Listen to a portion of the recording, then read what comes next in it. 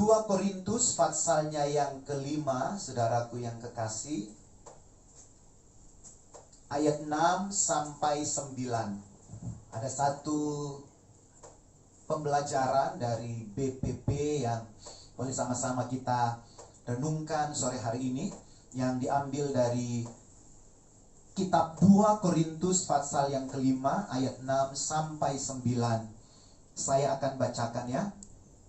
Maka oleh karena itu hati kami senantiasa tabah, meskipun kami sadar bahwa selama kami mendiami tubuh ini, kami masih jauh dari Tuhan. Sebab hidup kami ini adalah hidup karena percaya, bukan karena melihat. Tetapi hati kami tabah, dan terlebih suka kami beralih dari tubuh ini untuk menetap pada Tuhan. Sebab itu juga kami berusaha, baik kami diam di dalam tubuh ini maupun kami diam di luarnya, supaya kami berkenan kepadanya. Kebenaran firman Tuhan sore hari ini bertema ketabahan hati. Ketabahan hati ini adalah sesuatu yang seyogianya dimiliki oleh setiap orang percaya, oleh Anda dan saya yang mengikuti Yesus, yang mengiringi Yesus. Saya sempat merenungkan, haleluya, ketabahan. Ketabahan itu kira-kira adalah penggabungan dari ketekunan dan kekuatan. Kita tekun melakukan sesuatu dan kita kuat di dalamnya, sehingga tantangan apapun yang dialami, kita akan tetap berdiri kokoh dan melangkah di dalam rencana Tuhan tentunya, karena kita sedang berbicara kebenaran firman Tuhan. Saudaraku yang kekasih, ketabahan ini adalah sesuatu yang teruji oleh waktu.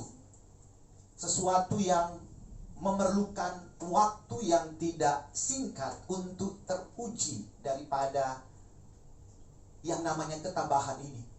Karena itu kita sebagai orang percaya yang mengiringi Tuhan, mungkin bukan 1-2 tahun, 2-3 tahun, tapi lebih daripada itu, tentu kita harus meyakinkan bahwa kita menjadi orang-orang yang terhitung di dalam bilangan orang-orang yang tabah tentunya ya, yang mampu terus melangkah secara tekun di waktu-waktu yang Tuhan masih berikan kepada setiap kita, dan dengan kekuatan yang juga bersumbernya daripada Tuhan.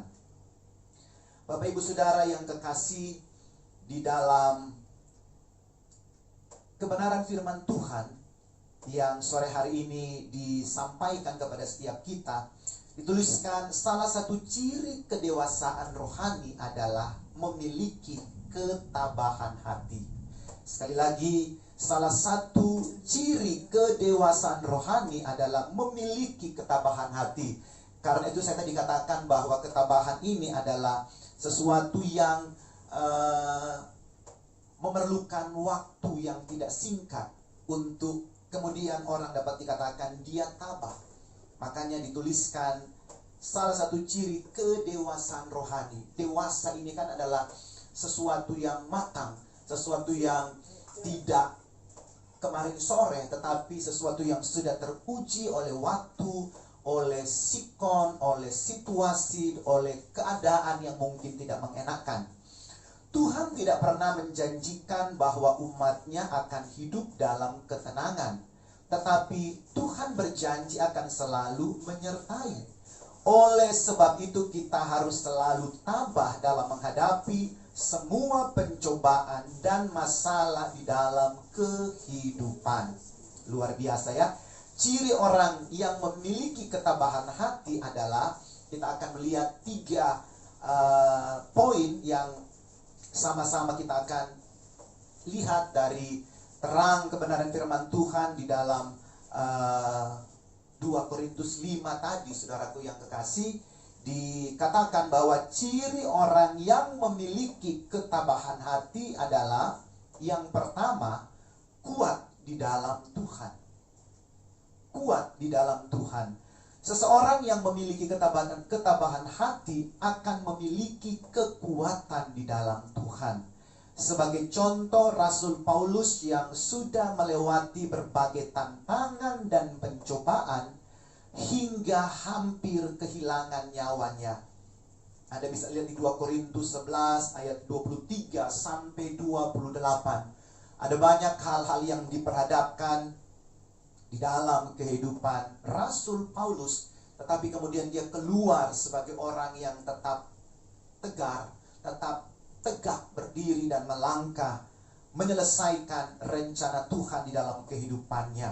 Makanya di dalam Filipi 4 ayat 13 dituliskan di sana, segala perkara dapat kutanggung di dalam Dia. Luar biasa. Dalam tantangan yang tidak mudah dari kehidupan seorang Rasul Paulus, kemudian dia bisa menuliskan kepada jemaat di Filipi di masa-masa dia sudah lumayan uzur, saudaraku, bahwa segala perkara dapat ditanggung di dalam Dia. Anda dan saya pun, saya percaya ada kekuatan yang terus Tuhan nyatakan, Tuhan limpahkan di dalam kehidupan setiap kita, sehingga kita boleh menjadi orang yang kuat di dalam Tuhan, dan kita boleh menjadi orang yang tabah menghadapi apapun yang diizinkan terjadi dalam kehidupan setiap kita.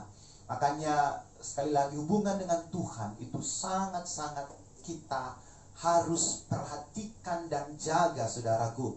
Satu kehidupan di dalam, satu kehidupan yang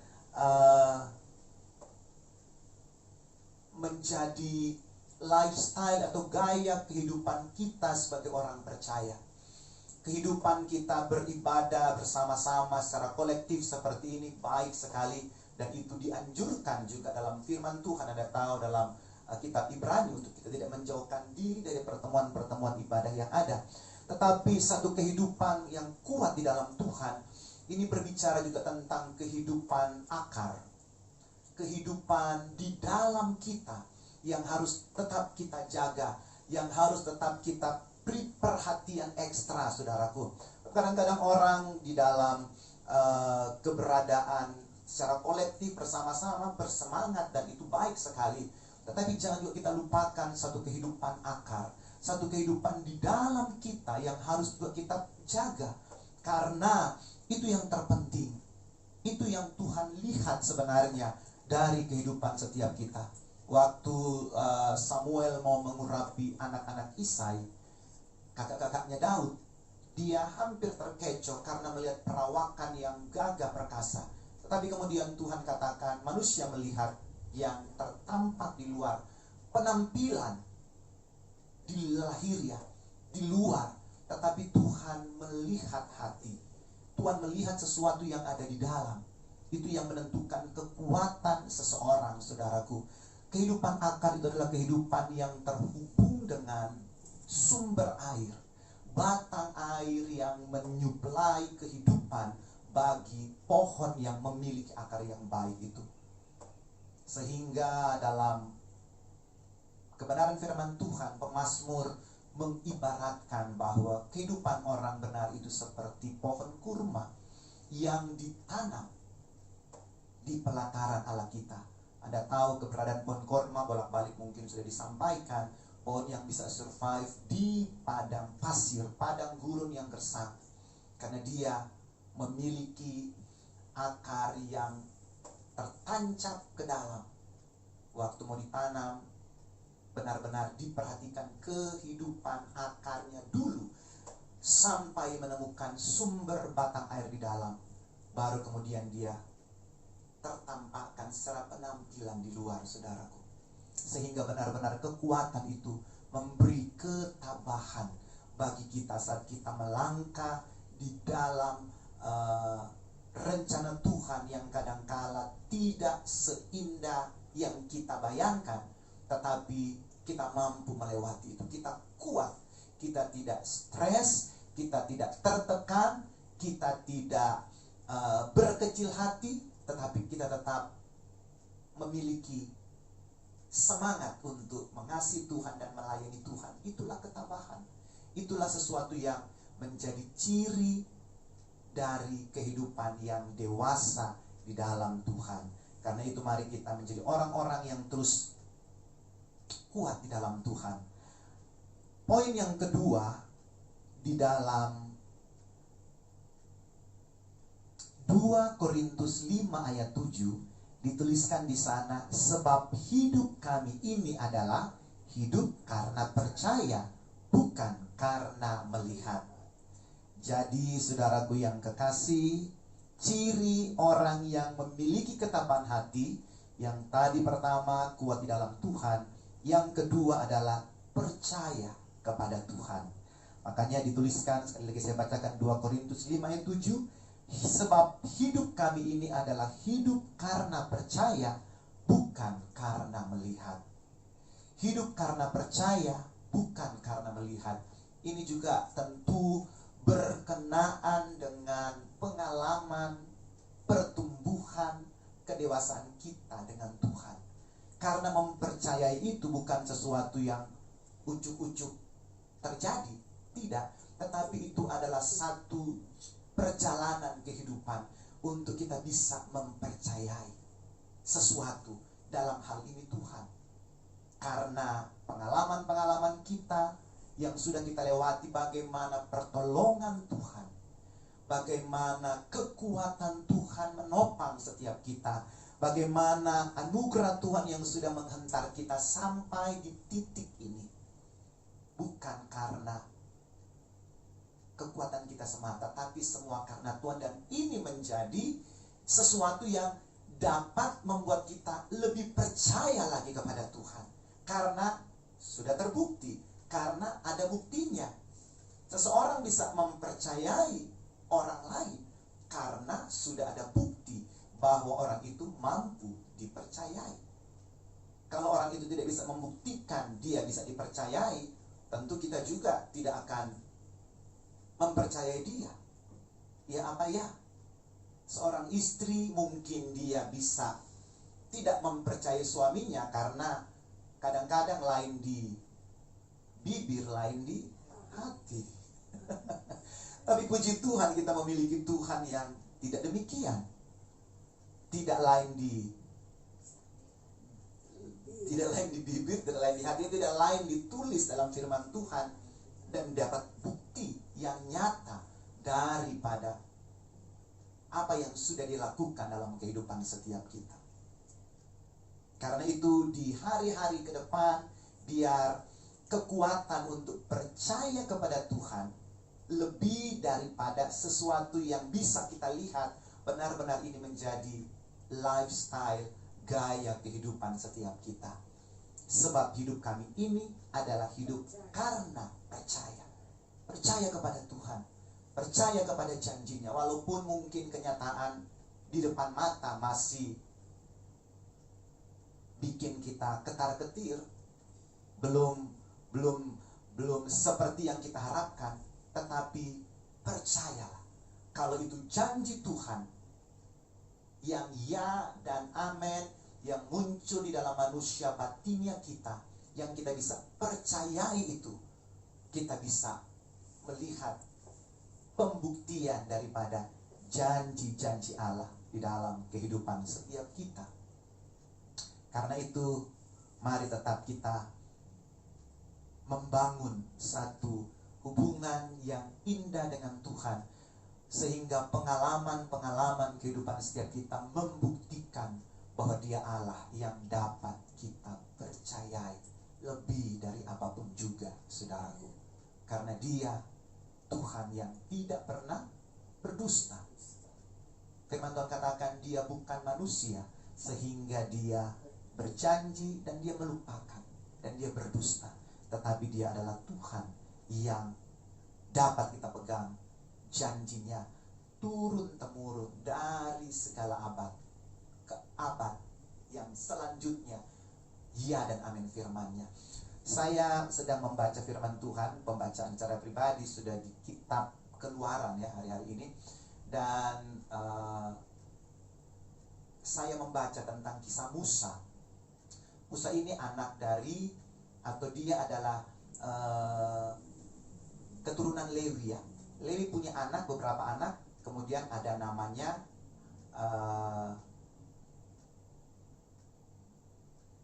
bukan Gersom, Amram. Kemudian Amram, jadi Musa ini dia keturunan keempat dari Lewi. Lewi punya anak, anaknya ini melahirkan seorang anak, dan anak ini baru melahirkan Musa. Dan Musa dapat panggilan Tuhan untuk menghadap Firaun itu di usia 80 tahun. Begitu jauh sekali sebenarnya secara perhitungan manusia hari-hari ini. Tetapi kasih setia Tuhan, janji Tuhan kepada opung di atas opungnya itu masih ya dan amin pada waktu itu. Apalagi Anda dan saya yang sudah terhisap di dalam kebenaran melalui korban Kristus di kayu salib, itu begitu dahsyat dan begitu luar biasa untuk kita bisa mempercayai apapun yang sudah Dia janjikan bagi Anda dan saya. Firman Tuhan katakan, sedangkan anaknya yang tunggal, yang sangat-sangat Dia kasih, Yesus Kristus, Dia berikan bagi Anda dan saya. Apalagi segala sesuatu yang berkenaan dengan keperluan kehidupan kita hari-hari yang kita lalui hari-hari ini, bagaimana tidak Dia tidak akan menganugerahkan bagi Anda dan saya. Karena itu mari kita tetap percaya kepada Tuhan. Kita tetap melihat bahwa Dia akan melakukan perkara-perkara yang dahsyat di dalam kehidupan setiap kita. Sebab hidup kami ini adalah hidup karena percaya, bukan karena melihat. Poin kedua, percaya kepada Tuhan. Seseorang bisa mengalami ketenangan dan tabah menghadapi hal-hal yang buruk karena memiliki kepercayaan kepada Tuhan. Saya katakan tadi bahwa sudah teruji sekian tahun, sudah terbukti sekian lama Tuhan tetap baik. Tadi Bu Nina mengatakan dia sudah 78 tahun. Dan berdoa tadi, kalau sampai ada di detik ini semua karena Tuhan. Dan itu menjadi bukti otentik untuk anak cucu beliau bahwa pemeliharaan Tuhan begitu nyata, begitu luar biasa. Dan juga jadi kesaksian bagi setiap kita yang lebih muda bahwa Tuhan itu tidak pernah meninggalkan orang-orang yang mengasihi Dia. Walaupun memang ada tantangan yang tidak mudah, secara manusia mungkin sudah akan hands up. Lebih baik apa yang terbaiklah yang terjadi tentunya kalau menghadapi tantangan yang tidak mudah. Tetapi Tuhan tidak akan pernah melupakan Anda dan saya. Percaya bahwa Tuhan akan menolong tepat pada waktunya, dan Dia sanggup melepaskan kita dari apapun perkaranya. Percaya juga bahwa Tuhan memiliki rencana yang indah atas setiap hal yang diizinkannya terjadi di dalam kehidupan setiap kita. Poin yang ketiga, saudaraku, kita lihat bahwa ciri orang yang memiliki ketabahan hati, pertama kuat di dalam Tuhan, yang kedua percaya kepada Tuhan, dan yang ketiga selalu merindukan Tuhan. Selalu merindukan Tuhan. 2 Korintus 5 ayat 8 dituliskan, tetapi hati kami tabah dan terlebih suka kami beralih dari tubuh ini untuk menetap pada Tuhan. Ada satu kerinduan kepada Tuhan. Dituliskan di sini, sekali lagi saya bacakan 2 Korintus 5:8, tetapi hati kami tabah dan terlebih suka kami beralih dari tubuh ini untuk menetap kepada Tuhan. Perjalanan dengan Tuhan melalui suka, duka, liku-liku perjalanan akan sampai di satu titik bahwa dunia ini bukan tempat yang terindah untuk kita. Walaupun mungkin ada pertolongan Tuhan sehingga kita boleh merasakan damai sejahtera, sukacita di dalam dunia ini. Tetapi Rasul Paulus menuliskan di dalam 2 Korintus 5:8 bahwa terlebih suka dia beralih dari tubuh ini untuk menetap kepada Tuhan. Ini kalau saya merenungkan ayat ini bukan satu ayat orang frustasi ingin mati, tidak. Tetapi sampai satu konklusi kehidupan di penghujung kehidupannya, bahwa dengan Tuhan itu jauh lebih indah.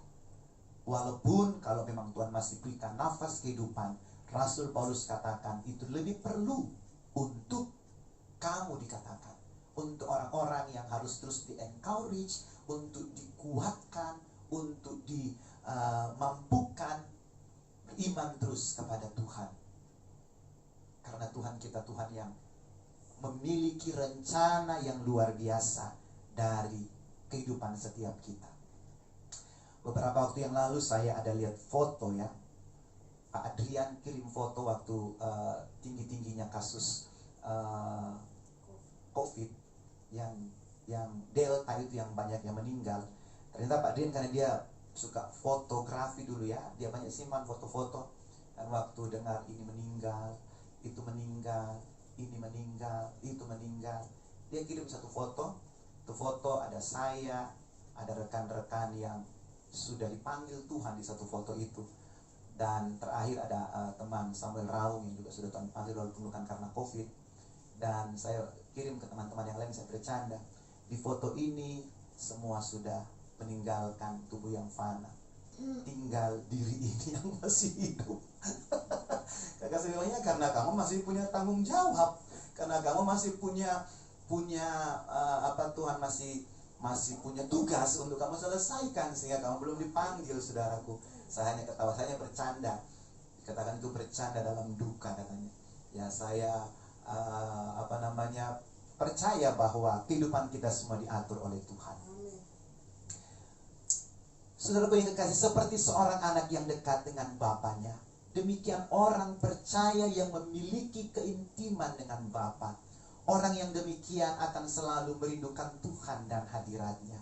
Kita akan merasa aman dan tenang jika sedang berada di dalam hadirat-Nya, walaupun masalah yang kita hadapi belum ada jalan keluar. Karena itu terus rindukan hadirat Tuhan, rindukan sesuatu yang adikodrati daripada Tuhan di dalam kehidupan setiap kita. Karena ini akan membuat kita tetap stabil di dalam iman percaya kita kepada Tuhan, saudaraku. Bahkan juga di dalam doa-doa kita, keintiman itu perlu kita miliki, supaya benar-benar kita menjadi orang yang memiliki hubungan pribadi dengan Tuhan. Karena masalah hubungan intim ini kan adalah sesuatu yang bersifat privacy, bersifat pribadi kita dengan Tuhan. Karena itu mari kita terus memiliki waktu yang indah untuk kita memiliki hubungan pribadi dengan Tuhan. Ada banyak tipe-tipe doa ya. Kita selalu berdoa syafaat, menaikkan syafaat di hadapan Tuhan. Tapi juga ada satu doa yang sempat saya baca dan saya renungkan. Satu doa di dalam batin, satu doa yang kita masuk di dalam apa yang dinamakan kontemplasi itu. Kontemplasi adalah kita melihat Tuhan dengan kagum di dalam iman dan cinta kasih kepada Tuhan. Kita masuk di dalam satu doa yang batin kita yang berbicara. Jadi doa yang tidak banyak pakai pikiran, tetapi doa yang banyak mencintai.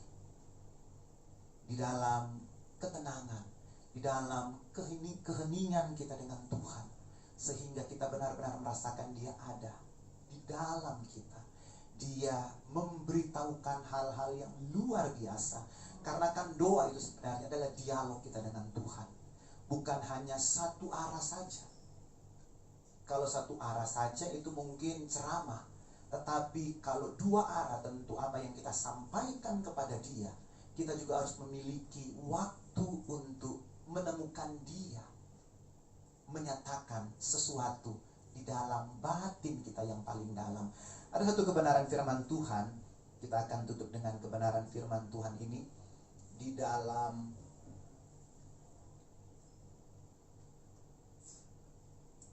Mazmur, saudaraku yang kekasih.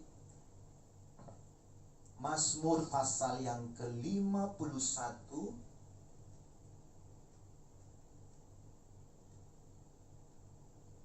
Mazmur pasal yang ke-51 ayat yang sebentar saya lihat. Ayat yang ke-6. Sesungguhnya engkau berkenan akan kebenaran dalam batin, dan diam-diam engkau memberitahukan hikmat kepadaku. Sesungguhnya engkau berkenan akan kebenaran dalam batin, dan dengan diam-diam engkau memberitahukan hikmat kepadaku. Kebenaran dalam batin ini hanya Tuhan yang bisa melihat dan Tuhan yang bisa menilai. Orang lain tidak akan pernah mampu memahami batin kita. Karena itu satu kehidupan doa batinia untuk kita memiliki hubungan dengan Tuhan adalah sesuatu yang indah adanya. Dan dengan diam-diam engkau memberitahukan hikmat kepadaku. Hikmat yang Tuhan taruh di batin kita. Hikmat yang Tuhan sampaikan. Bisa dikatakan ini suara Tuhan. Bisa disampaikan ini sesuatu yang Tuhan nyatakan kepada kita. Jadi bukan hanya kita saja yang nyerocos terus kepada Tuhan, naikkan syafaat, itu baik adanya. Tetapi ada waktu di mana kita membuka hati kita, dan dengan diam-diam dikatakan, engkau memberitahukan hikmat kepadaku. Engkau memberitahukan sesuatu yang mungkin tidak dipahami oleh dunia, tidak dimengerti oleh dunia, tetapi secara diam-diam engkau memberitahukan kepada setiap kita. Saudaraku yang kekasih, mari kita terus pupuk kerinduan kepada Tuhan hingga benar-benar kita boleh mengalami Tuhan lebih lagi di dalam kehidupan setiap kita. Jadilah orang yang tabah di hadapan Tuhan. Jadi ciri orang tabah kita pelajari bersama-sama. Yang pertama, kuat di dalam Tuhan. Yang kedua, percaya kepada Tuhan. Dan yang ketiga, terus merindukan Tuhan di dalam seluruh kehidupan setiap kita. Jadilah orang tabah untuk kita boleh keluar lebih daripada pemenang di dalam segala situasi kehidupan kita. Tuhan Yesus memberkati.